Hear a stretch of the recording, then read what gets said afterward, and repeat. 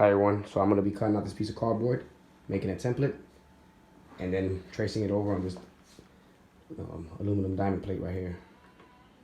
Alright guys, so this is how it's supposed to look. Nice template. Has to be nice and tight right there.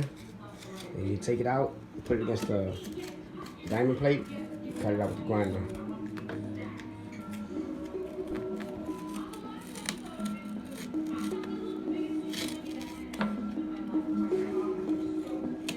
Alright, that looks good, Jerry.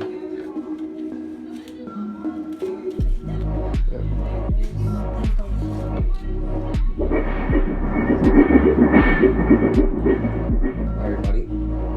So, gokart's almost done.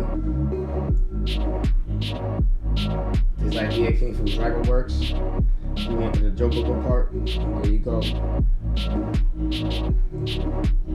The side of the wood over there, I actually want his face, and I want the back of his hair on fire, like green fire. I don't know if you guys can picture it, like the Batmobile cape. Well, I want his hair as the cape, but I want his hair on fire, green, with his face right here, screaming. And the engine, I'm gonna paint the top of the big board kit like green.